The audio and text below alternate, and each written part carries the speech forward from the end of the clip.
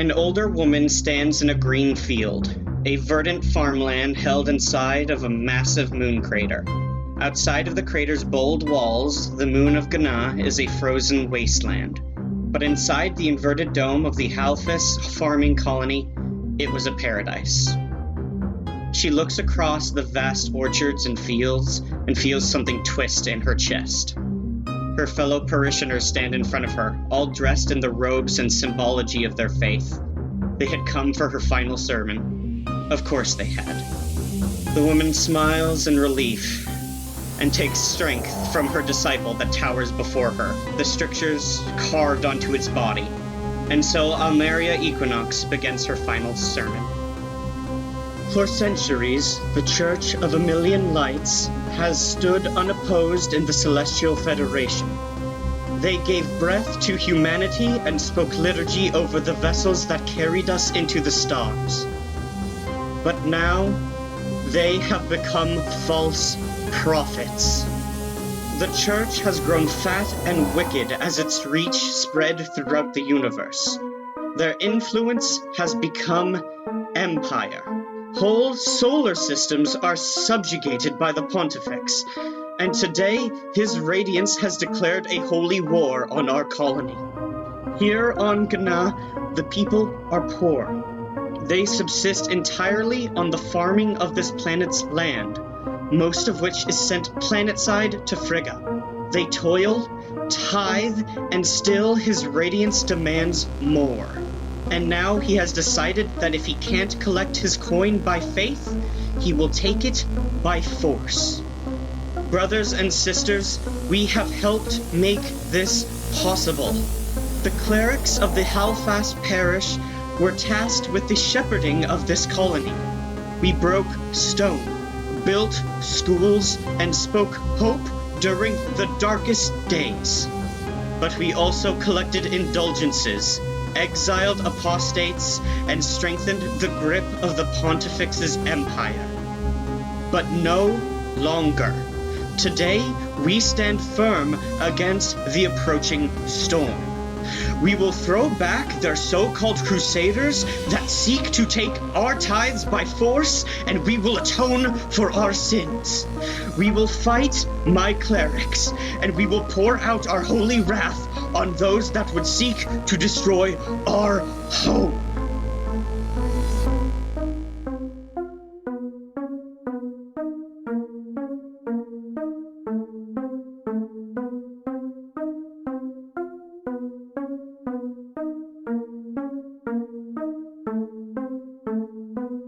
Hi, everybody.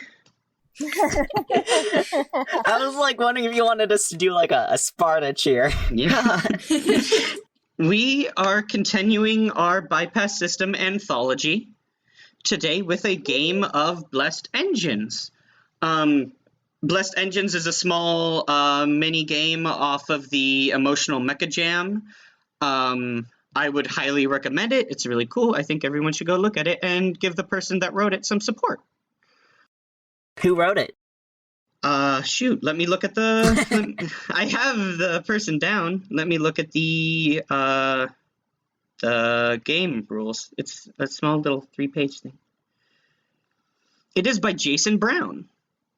I'm going to read the little game overview real quick, and then we'll talk about what we're playing today. Hey. Blessed Engines is a game about righteous anger and the defiance of authority. It is also a game about giant mechanical knights blessed by the divine.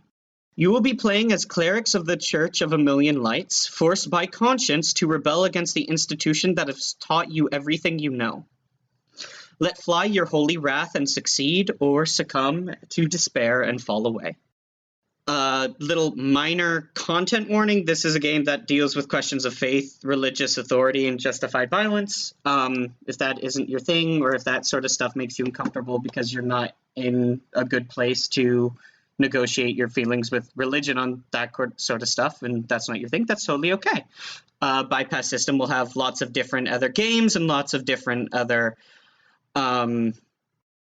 pieces of story that will all weave into this anthology, and hopefully one of the other ones will pique your interest.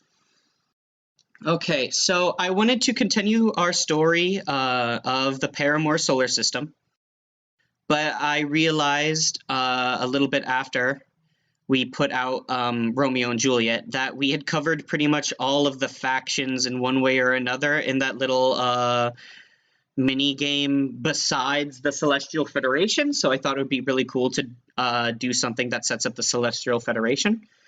We are playing before the Calamity Refrain incident. We are at the beginning of the settling of the Paramore solar system. At this point, the Celestial Federation has bought the planet Frigga and its moon, Gana, off of the Fortuitous Eco Block, and they have moved in to terraform it. The Celestial Federation is kind of a little bit difficult to explain, but they are a federation of states joined by a shared religion and uniform geography.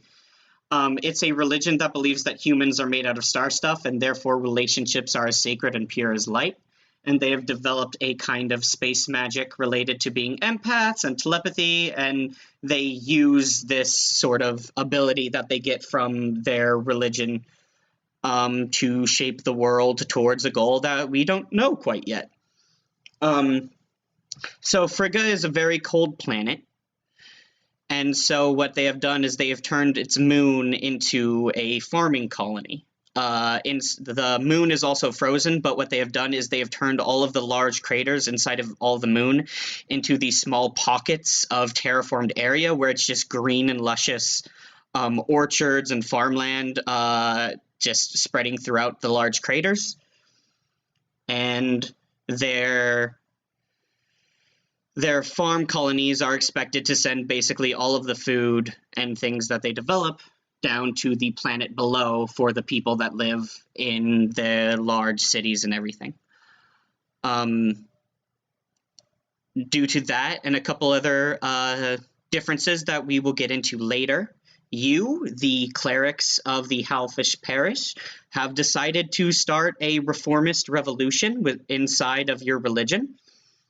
And you are going to fight for what you believe in, and hopefully, if the game goes well, defend your home and maybe even start a reform inside of the religion. And if the game goes well, when we get to an actual bypass system season or whatever we're going to do in the future, maybe the reform will be a powerful faction that will be involved in future games, or it will have changed major parts of how the religion works. And if you do badly, then there'll be a big hole on the moon in the future. Oh no. Yeah. Ooh. Way to put that pressure on us. Yeah. I think I've kind of described the Church of a Million Lights and the Celestial Federation aesthetic as like Norse meets the Catholic themed Met Gala, of where it's high fashion, but lots of whites and gold, lots of religious symbology and robes and stuff like that, but with like Nordic and cold winter flares, so there's lots of fur collars and coats and things like that. Okay. Jamie, since I would say you were the most prepared with your idea of what your character is, would you like to go first and introduce your cleric? Sure. So I am playing Brother Light of the Galaxies. He is a male with a chiseled frame. He is African with extremely dark skin. And he has super long fluffy white hair that has streaks of blue and lavender throughout it. And throughout it, it also has golden chains woven into it. He is wearing a white topless tunic, so like it's just the bottom half. And it has a deep blue sash, and it's all inlaid with golden decorations. He has a peaceful visage. He's got a vow of protection. And I don't know if I should say the rest of it, because it's like ties and neck and all that stuff. Yeah, could you go into a bit more about what a vow is? A vow is obviously like a commitment that different priests and religious like orders take to show to get closer to God, or their what their definition of holy is, etc. And you took a vow of protection. Could you describe what that means? Yeah. So he took a vow of protection so that he could keep everyone around him safe. I don't know what happened in his past that caused him to take this, but like something big happened where he either stood back and didn't take action to fix something, and it just led to a lot of issues with him and whatever was going on. So he took a vow of protection so that no matter what was happening, if he saw someone who was in need, whether it be they were being attacked or if someone is in need of food or housing, he will always do what he can to help. Okay. And let's go over your affairs of the heart, and then we can get a brief description of your mech and what you've named it. Okay. So I got 2 personal ties, and then 1 like situational tie, or not situational, but a place tie. One of them is a child who was born on this moon, because a lot of people are like moving around and stuff, but this kid was born here. And so sometimes they feel a little out of place, and he's always there to hang out with the kid, just like running around in the marketplace or whatever. I don't know what kind of cities we have, but he likes to hang out with that kid. Yeah. You are living inside the city of Halphus, which is a small farming colony. It's basically a small community that is set up in a large moon crater that entirely revolves around farmland and orchards and harvesting and all that sort of stuff. And then at the heart of the society is the church, the faith that they all subscribe to. He's also got a tie to a place that is a mirror-like pond surrounded by an orchard. He likes to go there to meditate or think and just kind of stare at the solar system from afar. You can probably see the planet, honestly. Yeah, in the sky. He also has a tie with a woman who is in the infirmary. She is sick, and she's probably not going to make it. And they both know this, but he has made it as a part of vow of his protection, where he knows that he can't help her. He is still going to be there for her in her dying days and keep her company. Okay. All great and good. Another thing this game has is everyone gets a mech. You have the best mechs in the entire Celestial Federation. They are called Disciples, and they don't have any strict make or model about what they look like. The thing that makes a Disciple model is that their entire outside is covered in the strictures and like verses and chapters of the Church of a Million Lights, which has been carved into the metal as an inlay, which allows the mech to do some pretty insane and powerful stuff. Another thing I will say is because the Church of a Million Lights considers relationships sacred, and that human relationship and bond is like the most holy thing a person can participate in, they make a lot of stuff sentient that doesn't necessarily need to be. So most of the disciples are also alive. And you can describe to the length at which they are alive or just a piece of machinery as you like. But I wanted to give that option to you. Interesting. So what is Brother Light of the Galaxy's disciple? So were we supposed to name them? Yeah. I did not do that. If you don't have a name, we can come back to you. Yeah, I don't have a name, but I do have their description. Great. Shoot. Okay.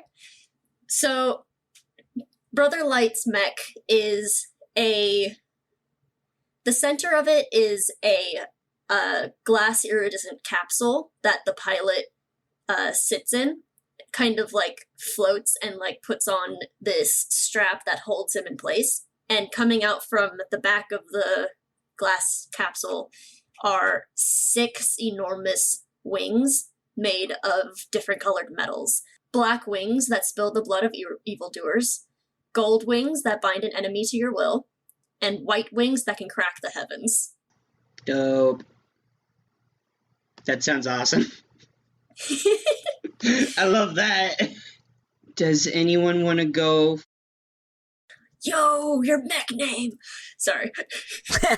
Yeah, I'll get to that. Give me a moment. So my character is the Crusader of Truth. Their name is Kilson. Love it. They, them pronouns. They have a lithe frame. They're androgynous. They wear a sharp, almost militant-looking jacket that's made of a stiff, thick cloth to keep them warm, and it has a long set of tailcoats, so that pretty much like almost drag on the ground. They have a vigilant visage. Okay, visage. And their vow is a vow of justice. So their mech, their disciple, is named the one who judges with mercy. I love it. Dope. For short, Judge, or if you're being cute, you could call them Toe. I think the judge. The judge is really cool. Yeah. Judge is like a formal short name, but Toe if you're being cute with them. They have an I don't know what a mech's gender would be, so they as well, I suppose. It can be as many genders as there are. It can, what does the judge identify as? I'll make Judge feminine. Okay. So she has an intricate frame. It's made of a network of thin strips of gilded metal that kind of shift around her form. Dope. To kind of make her up, but like they're constantly just floating around. And her weapon is a tall staff with a sapphire eye at the top that radiates a brilliant light. It creates a laser beam of energy towards the target. Dope. I love it. Damn. So the manuscripts, which I don't know if we covered. I didn't cover it. We can make it a surprise. I didn't cover it for Jamie. Do we want it to be a surprise? I mean, if you want to go into it, you can absolutely go into it. That sounds dope. Okay, yeah. So the manuscripts are basically it says inscriptions from the Word of Creation, which can unleash wild and powerful magic from the divine, and they're like written into their mechs. Mm-hmm. So my manuscripts, I made up some of my own. I didn't use the ones on the list. That's okay. Just because I felt these fit my character better. Sure. I've got an order that restrains an enemy, so it kind of holds them in place. A prayer that reveals truth. It's basically the zone of truth. And a word that blinds evil. Lovely. Yeah. And then I've only got 2 affairs so far. I'm still trying to figure out what the third one was. But the first is a young teen that Kilson met in the monastery, and they mentored the teen to kind of stand up for themselves and others. And then also a fig tree that Kilson planted when they were very young. And my third one is a mural in the town of the original founder of the church, I suppose. I feel like that would be Almeria. Yeah, I suppose so. I don't know, mural of You some like the important mural person. better than the actual person. Honestly, that's probably true. Your relationship with a person can become complicated, but that painting will always be there for you. Yeah. It's less of a mural of the person that's important, but more of the fact that it is a mural of a founding moment. Yeah, Yeah, there we go. it's a work of art that represents everything that the church stands for as well. Okay. Yeah. A mural of the church's founding. I'll put that there. Yeah. Okay. Yeah, I suppose so. Okay. Jamie, real quick, Yeah. do you have a name for your disciple? Not yet. Okay. Reese. Okay. All right. So my character's name is Alnatak, beloved by the moons above, also known commonly as Beloved, but can also is known by Alnatak. Looks-wise, she is a leaf female figure with an alluring visage. Her skin is a somewhat dark tan color of an ambiguous race. She has long black wavy hair that reaches the dip in her back with a braid crown that consists of bluish silver hair. Her eyes are glowing blue in color, and she wears a short silver green chiton with deep blue trimmings. Her ears are inlaid with several silver and blue earrings all up the cartilage. She has 2 silver nose rings, and she has 3 thin silver bangles on each wrist that give a soft jingle sound when she moves, which is the sound affiliated with her by the people. Her vow is that of compassion. That is her chosen vow as being part of the church. And her mech is a flexible frame of small plates of silver and blue. The slide over her that gives her frame a bit more of an intimidating stature, she's already pretty tall, she's like 5'8", so it would bring her up to about 7 feet tall. It gives her a bit more. With 2 guns on her shoulders, with the end of the barrels on both shaped like longbows, named the Huntress of the Wicked, or Huntress for short. Her affairs of the heart is a clearing between 2 orchards filled where nature had taken over. Like, it's kind of like a clearing you would imagine in a forest between 2 orchards there. The second is a family of golden deer foxes that she has raised since they were pups. And then the third is the elderly man who took her in after her parents died. Her manuscripts are a melody of the fallen warrior whose spirit carries on, which is kind of like a continuation, which keeps her going. There's the second, which is the arrow, which pierces to your inner core. It kind of does like psych damage, is the best way I can think of it. And then the hounds, which strike fear one has only experienced after death, is that these 2, basically almost 2 shadow-like dog creatures will go after you and do some heavy damage. I'm gonna say dope way too much in this. I really, truly am. I think the concept of this game is just majestic. Yes, Yeah. It really is. Aesthetically pleasing. So, I'm gonna say you are the only priests here that have disciples. There are other, obviously people that believe in the cause, and everything, but besides you and the head priest, you are really the only ones that can fight. Everyone else is depending on you. The woman that gave the sermon and the head pastor here at the parish, her name is Almeria Equinox. She is an older woman in about her 50s. She has graying hair that she has in a kind of a grandma bun. She wears this long flowing almost Victorian era white dress with blue strings and highlights, and she has a sort of golden tiara and these big long dangling earrings. She looks almost more like a queen than a priest, but there you have it. And her disciple is angelic shaped. It is a sort of a silvery marble, large humanoid with these big angel wings on it, and its head, instead of having a face, it has a stained glass window that changes and depicts different scenes from your faith's scripture. It used to be called the Mary Median, but in honor of what you are doing, it has changed its name to the Moon's Stigmata.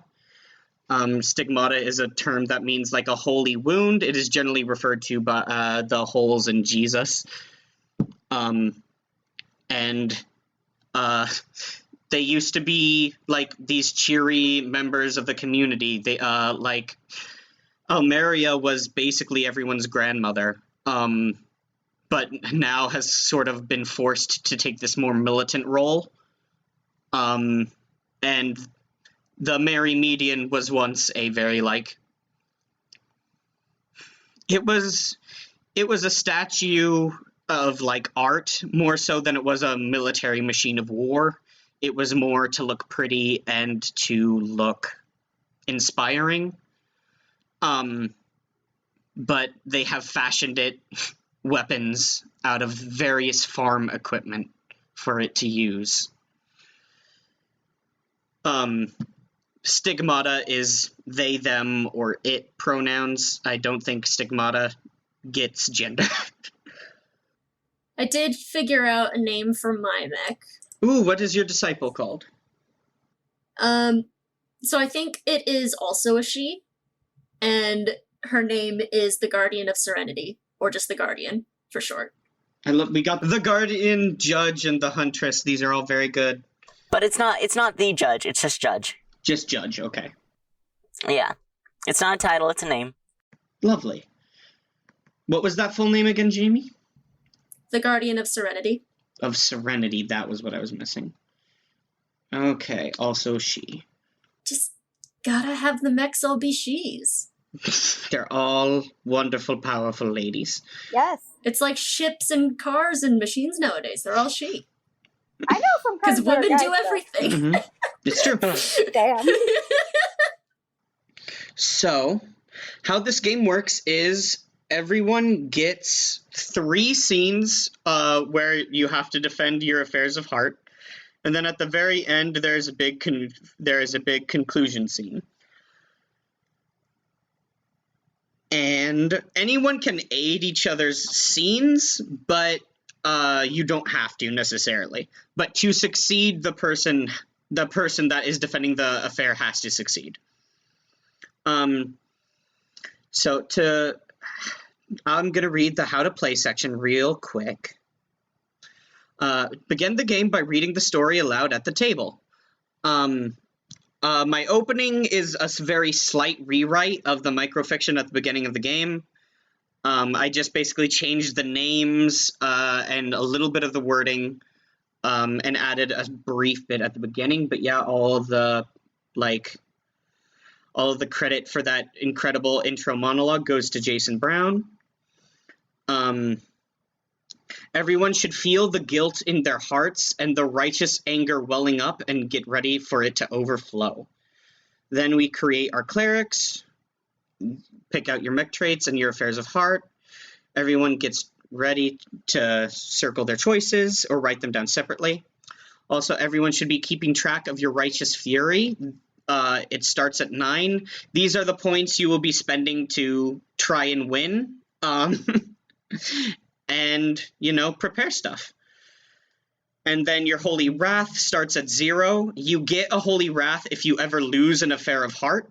Your Holy Wrath, you basically spend, if you ever lose something that is dear to you, you get 1 point of Holy Wrath, which you can spend to activate your manuscripts and basically instantly win a future scenario. Ooh, that gave me an idea. No, just that my character's now made up of scrolls. Oh. So the strips your of mech metal. is. Your disciple. Not character, my mech. My disciple. Hell yeah. Yeah. So instead of strips of metal, it's like a unraveled scroll of metal. So is the judge big? Is Judge like? Oh yeah, she's big. Okay, she is a massive humanoid made out of metal scrolls. Yes. That sounds so cool. I want to know how big, because the Guardian is like, a single wing is like 3 or 4 times the size of a human. Oh shit. Mhm. Huge. Yeah, but like that's the biggest part on it. Mhm. It's just 3 sets of wings. Yeah. The stigmata is, I'm gonna say, 2 to 3 stories tall. That is about the size of most mechs in Bypass System. So that is where I will say. Yeah, and a story is Yeah. about like 2 people tall, Yeah. so yeah, 2 stories Mhm. for yeah. the Guardian. I'd say Yeah, Judge is probably more like 3, but she's also very slender. Love it. Okay, so stretched out. Oh, I'm loving all of this. This is so good. This is exactly what I'm into. Real quick, I should specify. Your Righteous Fury, you can spend it to succeed and to try again at different conflicts and stuff like that, but I will say, I forgot to mention, it is also kind of your health bar. If you ever run out of Righteous Fury, you are overcome by despair. You are given a choice. Either you sacrifice your life in a blaze of glory to succeed at the current challenge, or you are overcome by despair and you fall away and you make your new life in sorrowful exile. So can you get more Righteous Fury? Only if someone dies. Oh. And therein is the balancing act. I just noticed also, we only use 1d6 until we spend Righteous Fury to be able to add more d6s. Oh, It's true. we need a d6. Everyone should pull Yes. out d6s for this game. See, the fun thing is, I have a golden d6. Ooh, love it. That is Like- perfect for this game. Can I say that I have one that glows in the dark? Fantastic. Nice. We're all on point with the themes today. I have my set of 3 gravity dice, and 2 of them are silver and 1 is golden, so now I get to use my Nice. golden one finally. Because I've only been using the silver ones for marked experience. To set the stage a little bit more, basically what is happening is Halfis has been forced to give basically almost all of the food they produce besides what is absolutely necessary to survive, send it down to Frigga. Times have been tough on the farming colony. The Celestial Federation is not known for its technology, and terraforming is a very difficult process in this world.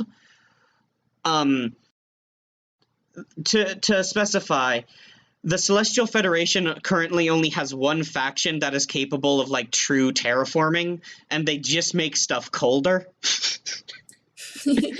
So making farms is, like, a really big deal, and it doesn't always turn out great or work super well. And even though this church has only been established for a few years, I think this is at the very beginning of the inhabitation of the system. Basically, the farm wasn't producing as much food as it needed to. And basically, when Halfis told this to Frigga, the priestess in charge of this area, a woman by the name of Heavenly Mercy, took it to the Pontifex and basically came back with the information of your punishment is that you have to give even more food now, as penance for not getting but without straw for the bricks. yeah. Sorry, that's Bible reference. As penance for not being for not getting the farm up and ready for all of the good citizens on Frigga, you will be expected to make sacrifices so that their bellies may be full. What is it with governments and being like, okay, so you don't have the stuff you need to survive, so you can't give us the stuff that you're supposed to give us anyway. So, we're gonna make you pay more than what you don't have. Yes. That's just customer service. You're right. To also be clear, there is a lot of money tied up in this because the Celestial Federation doesn't technically own Frigga or Gná. They bought the rights to be here from the Fortuitous Ecoblock, who is the technical owner of this entire solar system. And pretty much they're paying rent on the planet. So if the planet is not profitable, they lose access to it and everyone has to leave because then the Fortuitous Ecoblock will kick them out. Oh, yo. Jamie, I'd like to ask something about your character. Sure. A topless tunic is just a skirt. Yeah, it's basically a skirt, but, like, it's a very specific design of, like, Oh, true. Okay. I would say look at Caster Gilgamesh, but you don't know who that is. I Reese do. does. Yeah. But yeah, it's a bunch of, like, cloths that are, like, tightened in the center that hang down, like it would be a tunic if it had a top, but it doesn't have a top. Lovely. Okay, I see. this was all exasperated by Almeria discovering that the Pontifex is actually keeping a decent amount of the planet's income as tithe to the church and to his radiance, as opposed to it all going towards paying off the debt they owe to the Fortuitous Eco Block. So this, along with a long history of corruption that Almeria has been witness to throughout her long life, has caused her to start this reformist rebellion, which you are all swept up into, as basically the Pontifex has announced that the Halphis farming colony are all traitors and heretics, and that they are unworthy of glowing in the light of the universe and should therefore be lost to darkness evermore, which is a very poetic way of saying he's going to kill everyone on the farm and send new colonists who will do a better job. And I think that is all the stage setup we need. Everything's been established. We have our characters, we have the stage, we have the plot and the stakes, we have the loose understanding of the two mechanics of this game. So let's start off with our very first scene. Yeah, how do we do that? Yeah. Brother Light of the Galaxies. Oh, hi, yeah. Hi. That's me. Mm-hmm. What does being on watch look like for you? I think it's a lot of taking walks and kind of circling the area, going back and forth, making sure that everyone is okay, everything is working the way it should. Kind of just watching from afar, but like if he sees someone in need of help, like if someone is trying to like pull a cart or something that has like a bunch of stuff in it and it falls over, he'll immediately go over and go help them. Yeah. Do you have a name for the child that was born on the moon that you have been looking after? If not, I have a list of names that we can go through. I just got a name. Oh, yeah, go for it, Doug. Destiny. His name is Destiny. For a nickname, he sometimes goes as Dez. What does Dez look like? He's a small kid, like around maybe 3.5 feet tall. He's kind of lithe, like kind of gangly little kid, and he has like a lot of energy. He's running around and he's got a bright smile on his face.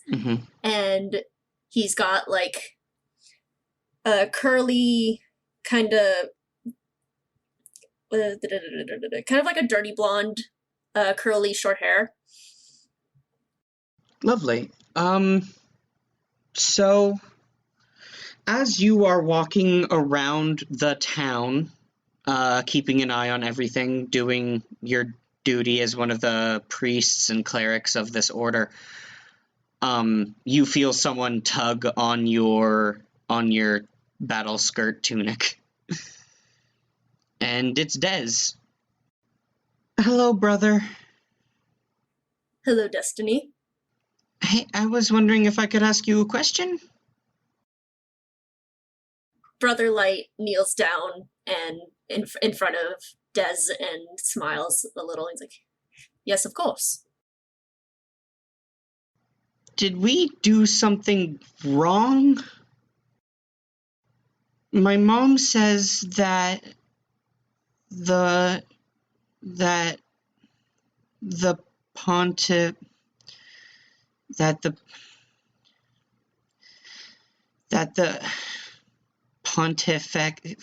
Pontifex was mad at us. And that he said we did something wrong.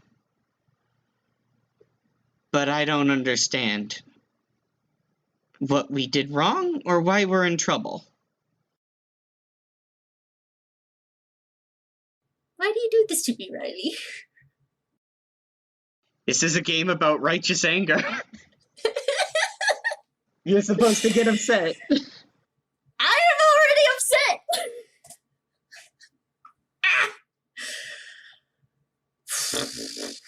Good lord, I don't know how to answer that. I think Brother Light picks up a large stone that's kind of on like the side of the street, and he holds it up between them, and he says, let's say if you were walking down the street, and you're talking to your friends, and then suddenly you weren't looking where you were going, and you trip over this very large rock in the middle of this road. Mm-hmm.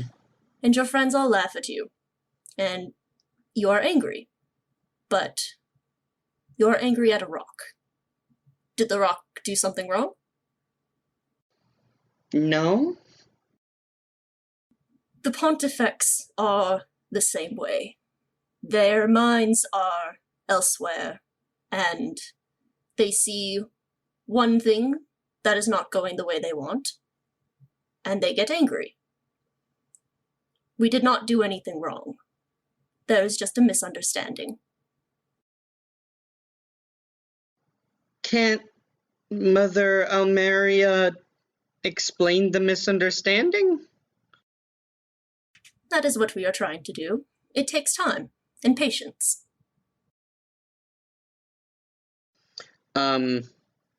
As you are saying this, you feel a strong wind go through the colony.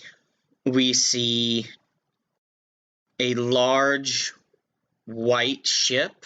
It almost looks like it is a flying cathedral.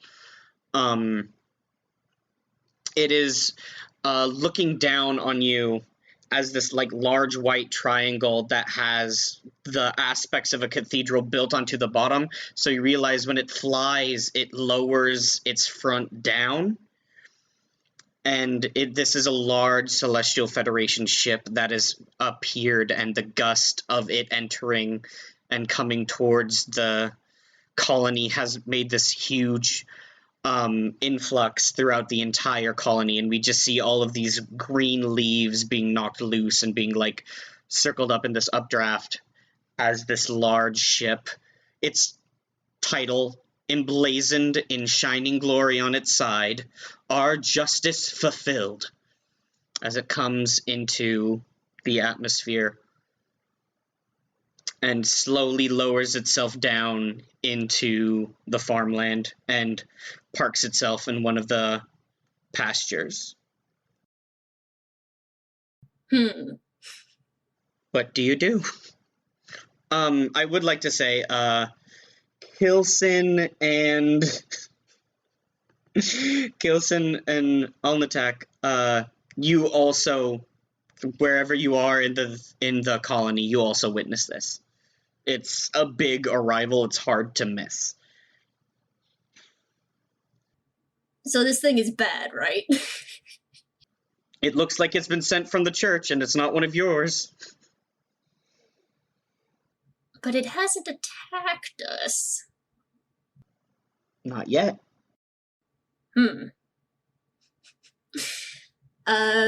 Brother Light stands back up after putting the rock back down on the ground, and he says, "Run along, Destiny. I'm going to go speak with our new visitors." Okay. Make sure to tell him we didn't do anything bad. And I certainly will.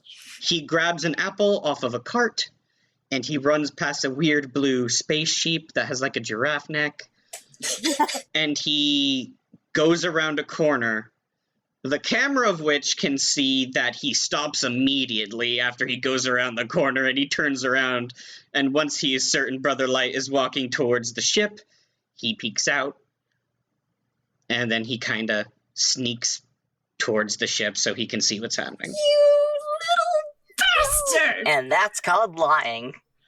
You little bastard! Go home! Brother Light, you are on your way towards the ship that has just landed. I'd like to say that you can see the one who judges with mercy just like walking towards it as well in the distance.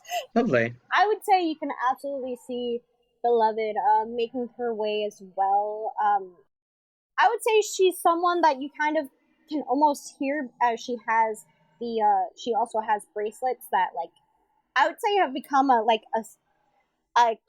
trait, like a common trait. Like, if you hear a slight jingling, you know Beloved's coming around. That's very good. So, once you, all three, and, six, since all of your disciples are sentient, apparently, have made your way... Apparently. No, I shouldn't have phrased it like that. I'm glad they are. It fits into the culture. But you have made it down, and you see the priestess that is in charge of this solar system, Heavenly Mercy.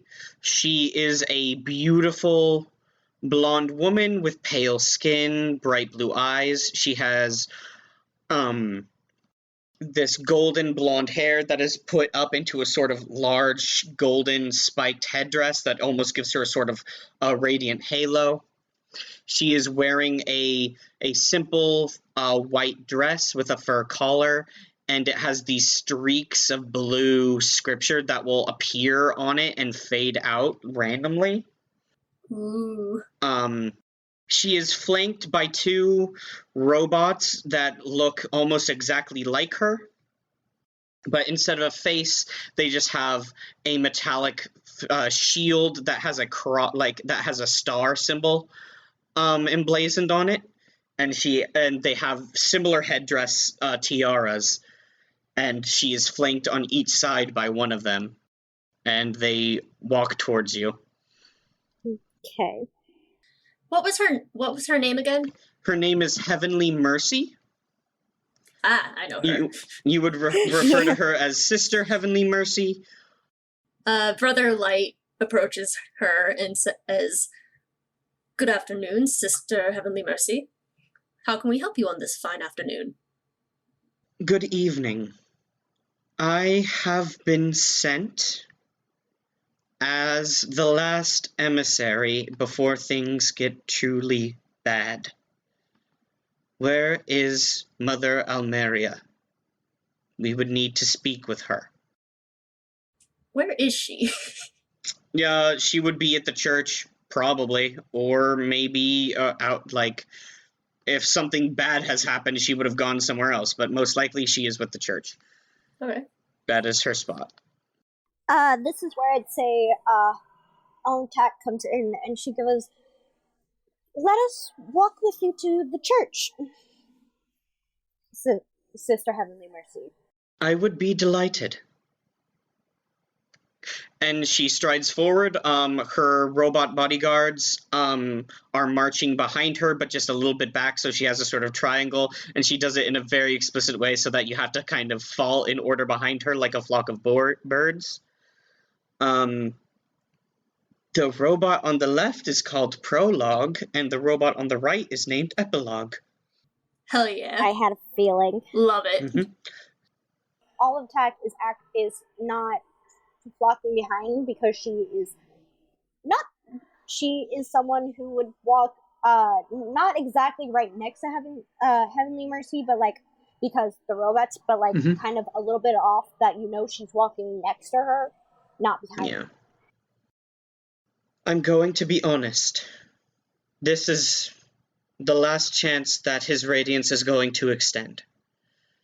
I have been told to gather your tithe of goods or credits, and if I can't do that, gather the women and children and the civilians. Yo!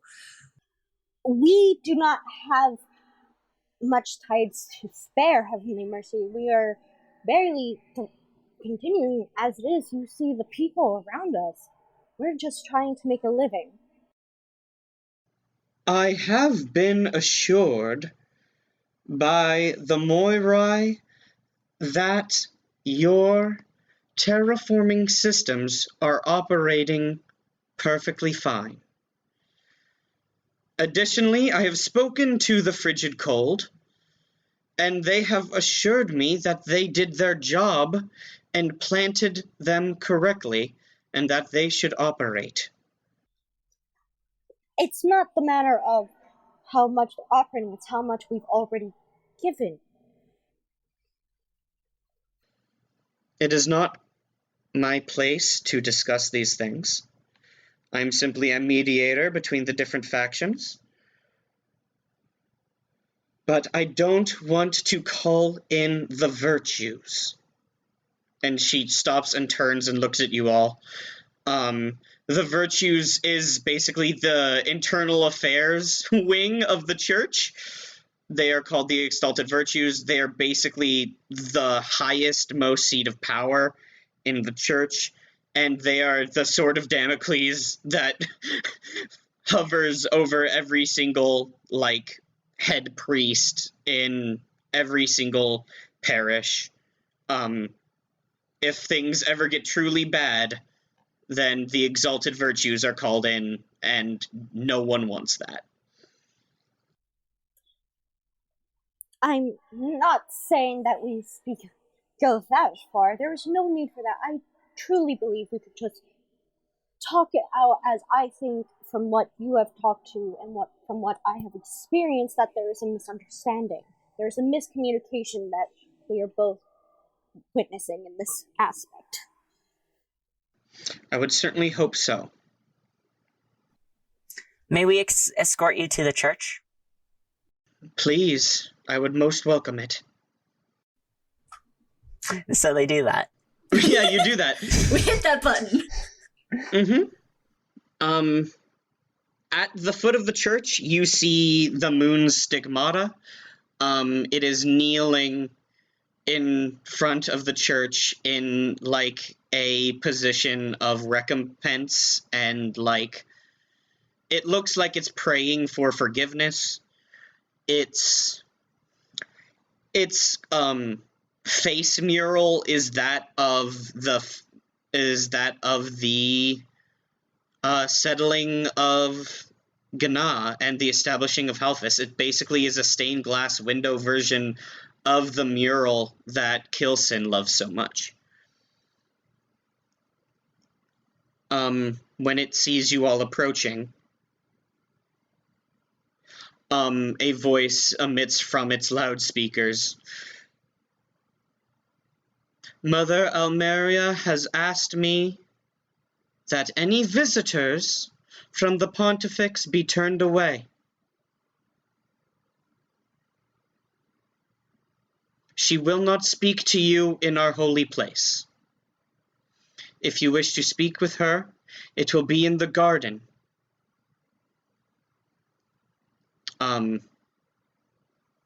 Heavenly raises an eyebrow and turns to Prologue and Epilogue, and she nods at them, and they begin walking into the town, and she begins heading towards the garden at the back of the church. Bitch! I definitely imagine On Attack gives a sound, a very minuscule sound of, quiet, and she, starts walking after them. Probably a good call. I imagine Brother Light. Kilson and Judge also want to keep an eye on the two mechs. Yeah, okay. Because does that mean I have to go with her? I would say based off of the vows, because On Attack is one of compassion, she would go for the people. Yeah. Yeah, and I'm one of protection, so would I. Do you all just immediately go, oh no, and start following Prologue and Epilogue? I guess. Okay. I mean, if we want to split up, Yeah, I this, to be clear, this is Brother Light's heart scene. Yeah. I really want someone to go after her, but I don't think Brother Light would.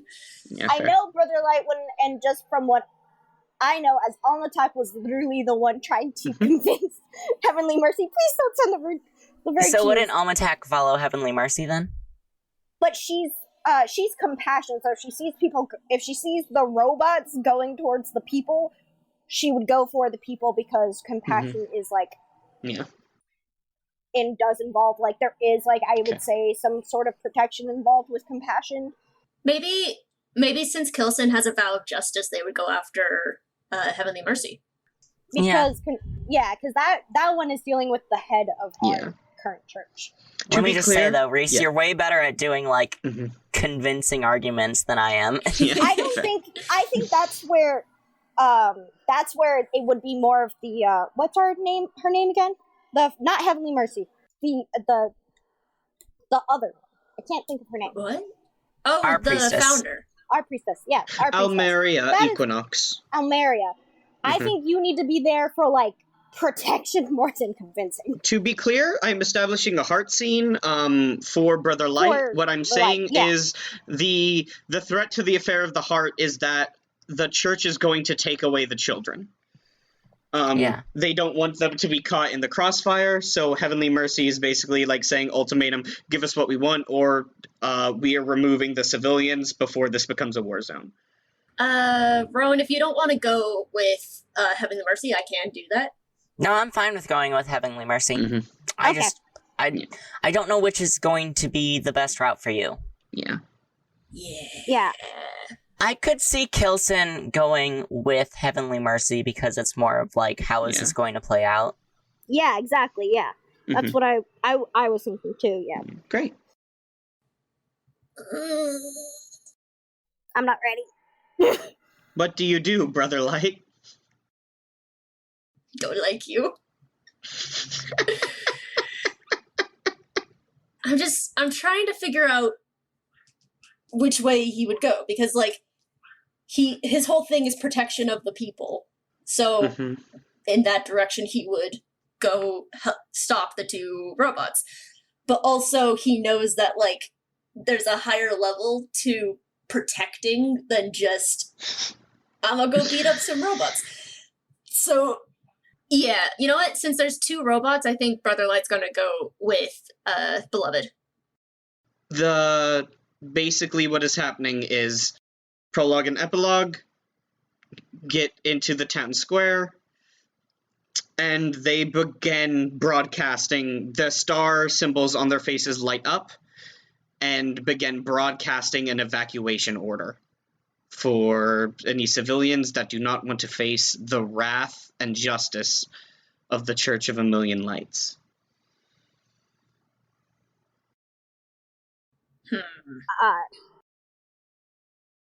You are seeing groups of soldiers in the town from the church that have been kind of slipping out. There are more of the robot models that prologue and epilogue are. I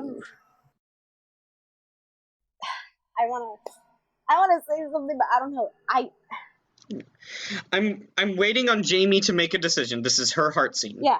She needs to decide what Brother Light is going to do as she's seeing mothers and their children being rounded up and taking them back to the ship.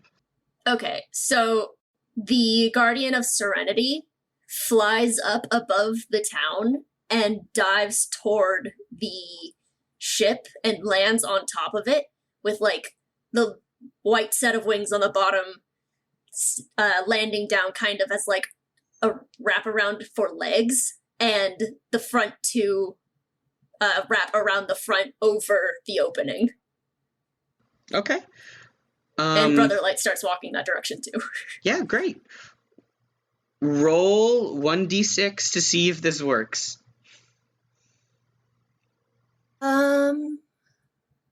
So what needs to happen? What is this, conflict resolution? Yes, this is you're trying to resolve a conflict by closing off the ship so everyone can stay here and not be taken from their homes.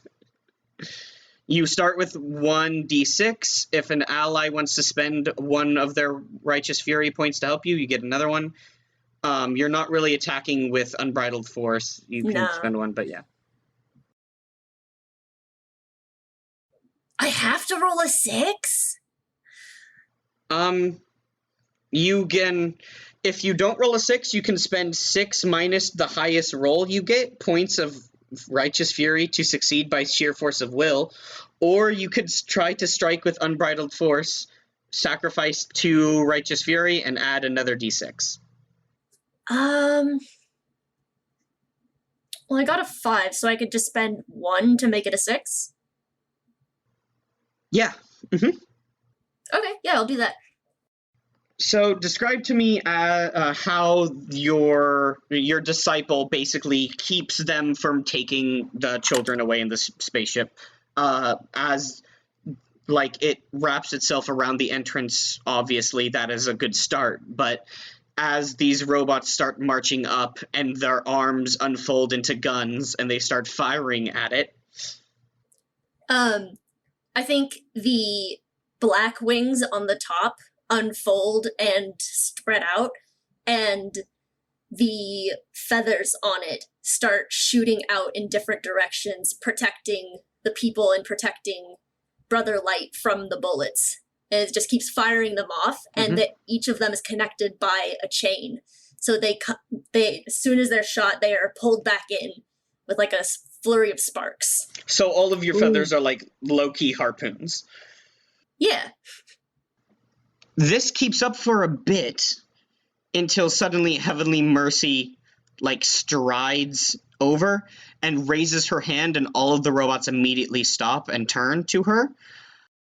You've rolled a success here, like you've succeeded here, so I won't take that from you.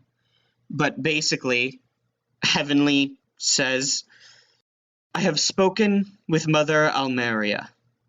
She and her flock of stars are willing to be snuffed out. This was our last gesture. I tried to limit the bloodshed. We will go on our own. If anyone wants to join us, you are welcome. And she turns and looks at the different farmers, none of which really move. She goes, very well. And she and her evacuation coterie walk back into the cathedral, which begins to lift up and rotate its face down towards the planet, at which point it continues to raise up into the stratosphere. I don't like this. This makes me very upset. Oh, for sure. I know Altanak is going to the ones who are starting to be rounded up, and she's like going through and asking them like, "Are you okay?" She's crouching down.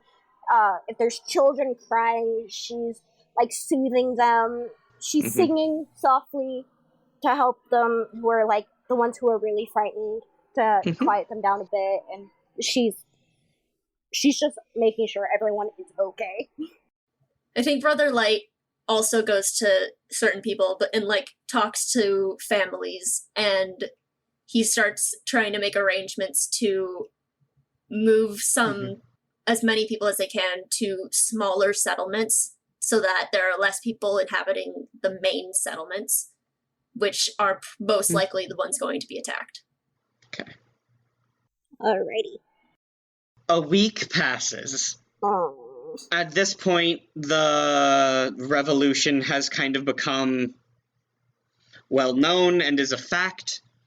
The church, now that it knows that everyone in the colony is complicit in agreeing with Almeria, and that they have refused their final offer of evacuation and tithe, they have begun attacking in earnest. We get a scene of Heavenly Mercy in Our Justice Fulfilled. She is at a desk, at which point she receives a email, I guess, is the best way to describe it, from the Pontifex. It is a record of things of value. When the Halphus farming colony was established, there were several valuable items that were brought over or created. A lot of money was put into it. And he is requesting that they be reclaimed so that they are not destroyed in the firefight. Heavenly Mercy sighs and assigns one of her priests to it. We see a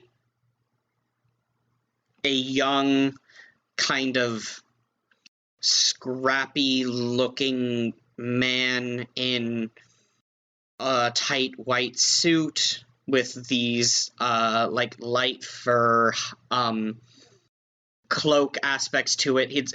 It's all these flowing robes.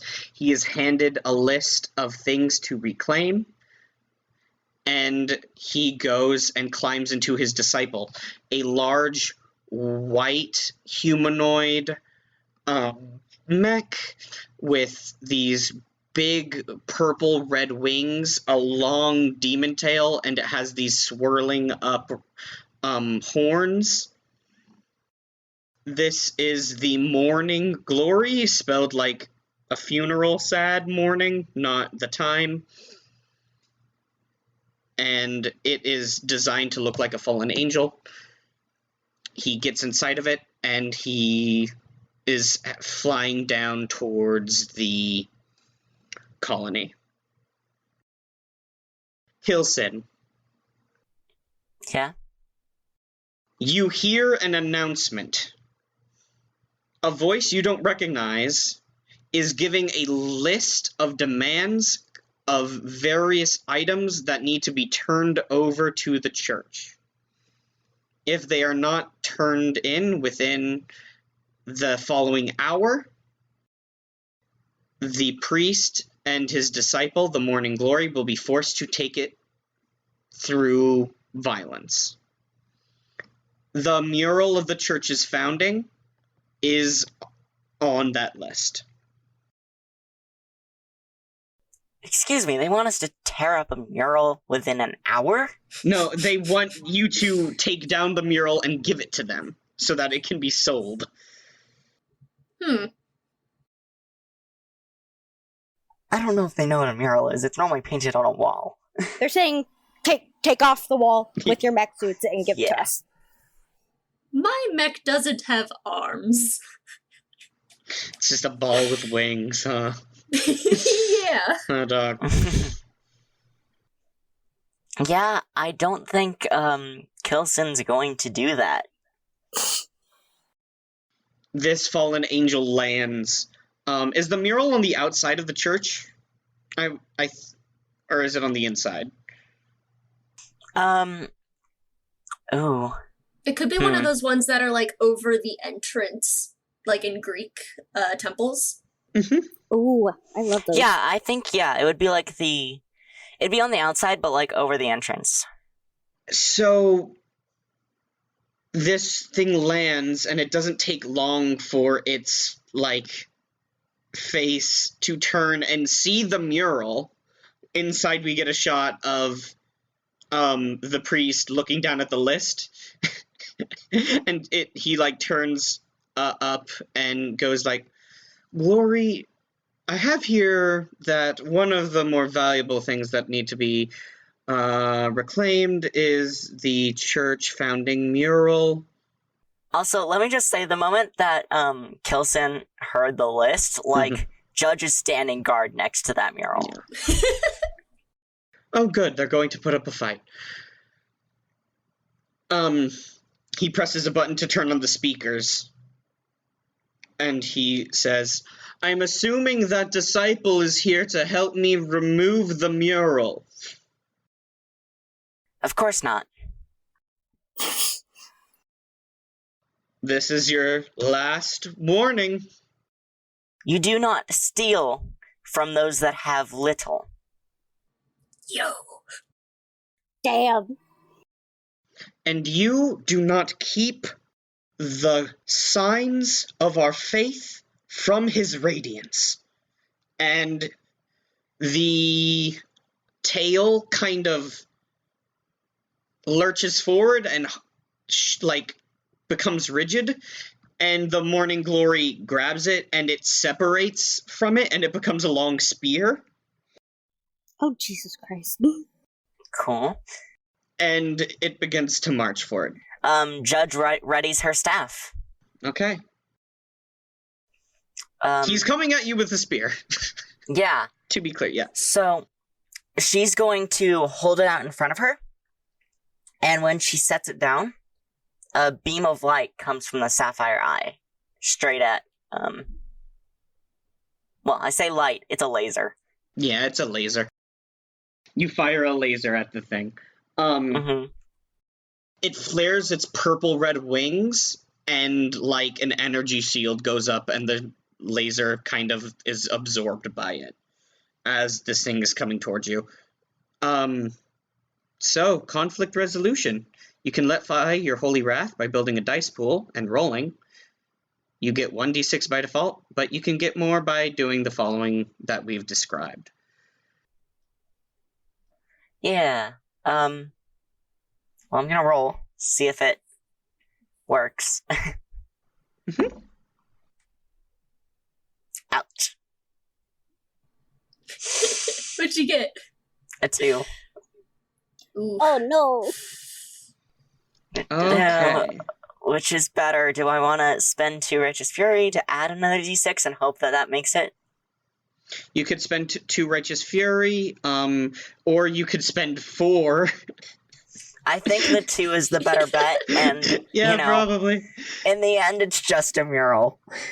Okay, so I will say that, like, I want to, like, narratize this failure. So, the Staff of Light shoots out at the Morning Glory. The Morning Glory basically absorbs it pretty quickly, and it shoves its spear through the judge, the one who judges with mercy.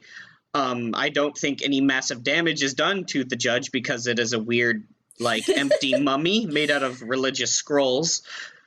But that is the beginning of this. Yeah. It's definitely going to disrupt whatever's keeping them in shape. Yeah. Oh no. Oh, what'd you get? What'd you get this I time? rolled a 1, so I have a Oh, 3 no. total. So that... Yeah. No, they don't add. They don't add together. It Oh, no. says add 1d6. It does say add 1d6. It does say add. Yes, but they don't combine because it says 6 minus the highest die rolled. You have to roll a 6, yeah, or spend the drive. No, Oh, okay. no. Okay, yeah, Rowan. What's saying is either I spend 4, which is 6 minus my highest die, which was 2, Yes. or if I spent the 2 Righteous Fury to strike, I would have added the 1d6, but 3 still is not going to make it. So that's what it's saying. Okay, I don't know if that's what the rule is. I think you have to roll a 6 to succeed. I don't think you can add dice to the dice pool. But yeah, either way. So like, you're not 3 is still gonna fail, but like if I had rolled, say, a 4, I would have succeeded because it would have added. No, you would roll 2d6 and you wouldn't add it. One of them has to be a 6. Yes, you have to roll a 6. You get to add dice to your pool of dice that you roll, but I think you have to roll a 6. Oh, that's interesting. Okay, Yeah, that's what see. I think is the mechanic there. That it's worded weird, but I get it now. Yeah, it It is. has It's to weird, have it's a so 6 weird. on a face. Okay. So well, yeah. does Kilson and Judge lose this fight? Yeah. Do you put up more of an effort after the spear goes through you? Like, what does Judge definitely. try next? Yeah. Judge is going to try and push the other one back with the staff. But I think, considering it is a spear made out of a demon tail, they've got a pretty good hold on Judge.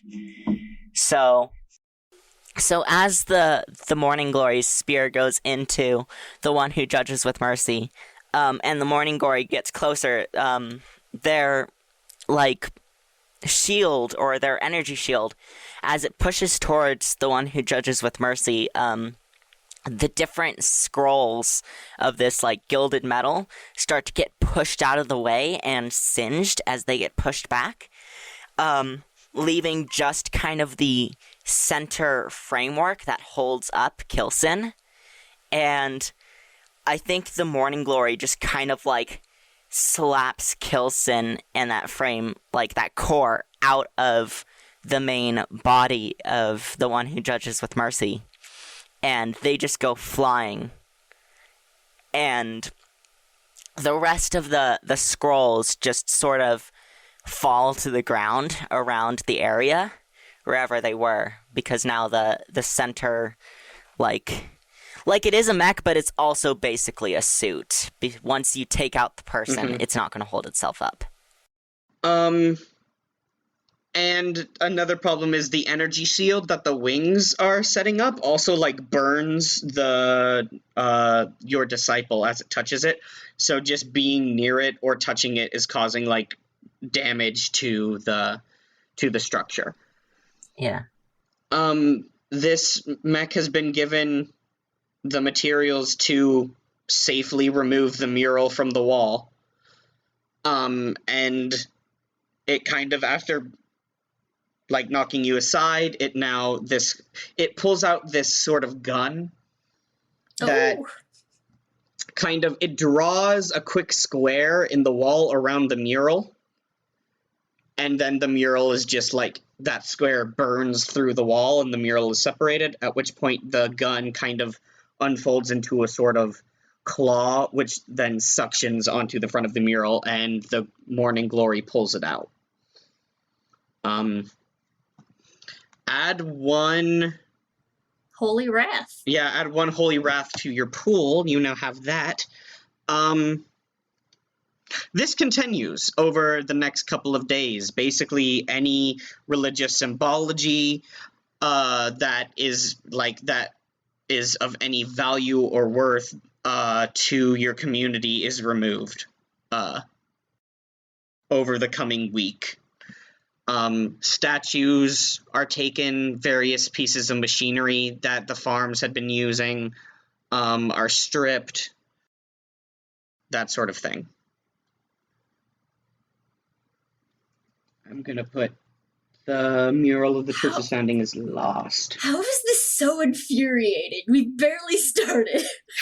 It's a game meant to, but I get what you mean, because I'm literally, like, already anxious. I feel it in my chest. Also, the entire time in my mind, I'm just thinking 13-12.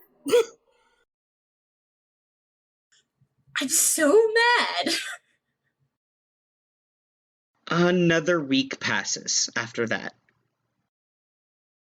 And that's when the strafe bombing begins. The what?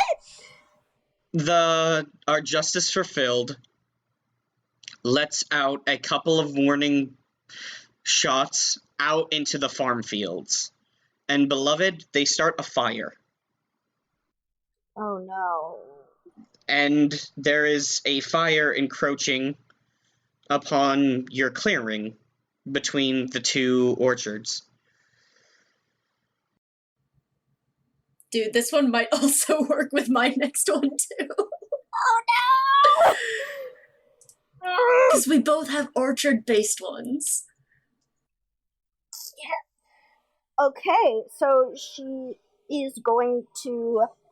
I would say she sends first and foremost, as she can't go as fast. She is sending Huntress as fast as she can. She can be inside Huntress. All the disciples are mechs that can be climbed inside of. Yeah, she's in Huntress and, like, rushing forward. Can I preemptively say that Brother Light is going to spend a Righteous Fury to help her? And absolutely. Brother Light is coming with you. Yeah. Thank God. I was really scared. I was like, oh no. So, I get an extra die for that, right? Yeah. Yeah. Whenever you roll. Thank God. Okay.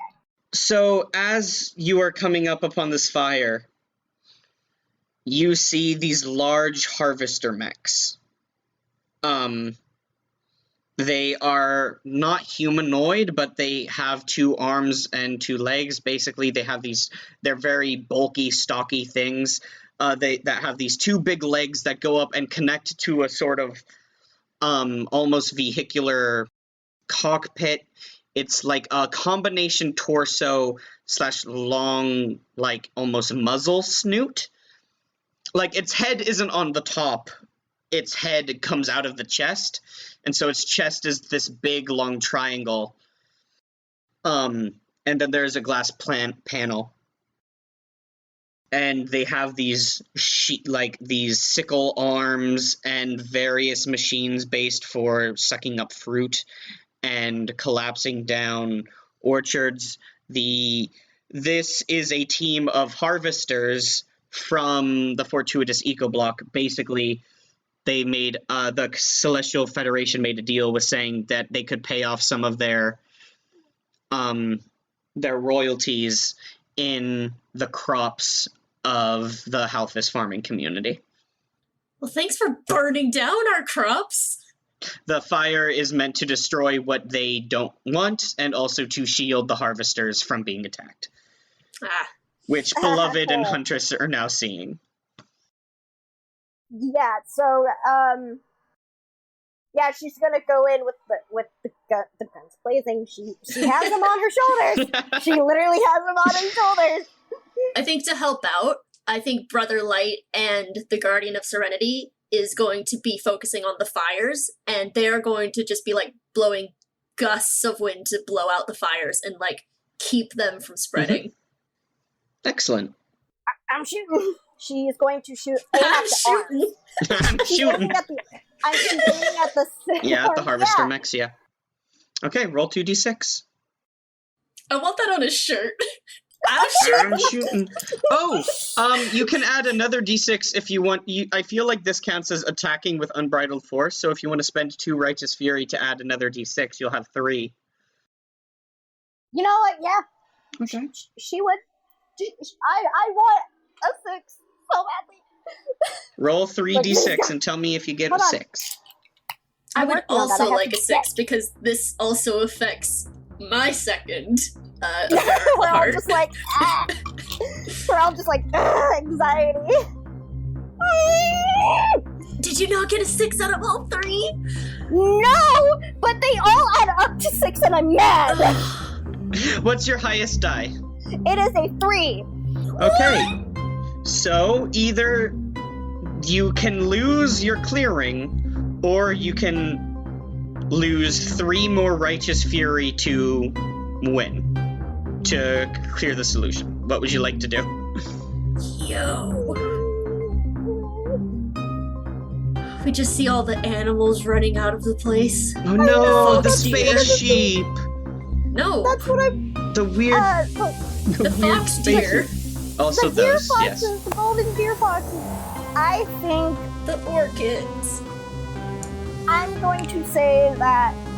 Yeah, I think she tries, but again, this is not a big one, so I'm gonna take the holy bag. Okay. But I will say that as like she fails, but I will say she does. When she does, she still is able to swoop in and grab the foxes before. Yes, the foxes, you don't lose for that. That is a different scene we're gonna do. That's a secret tool we'll be using later.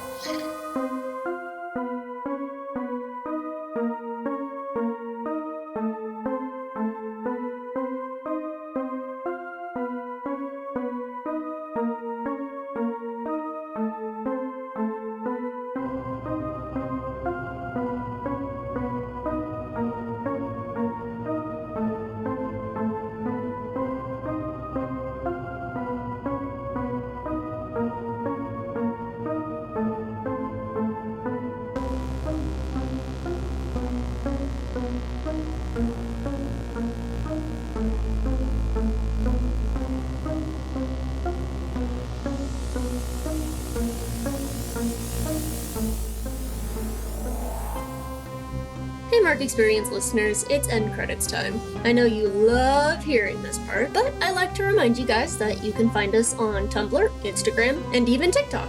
And if you like to buy the music, you can buy it all at markexperience.bandcamp.com. We also have a constantly growing collection of merch at redbubble.com/people/mark-experience, where you can buy posters and shirts and stickers and all that. If you want to support your favorite editor and musician, you can head over to my Ko-fi account at ko-fi.com/Jamie Remy. That's spelled JAMIEREMY. Mark Experience can be located basically anywhere podcasts exist now, so you can listen wherever's easiest. See you next episode!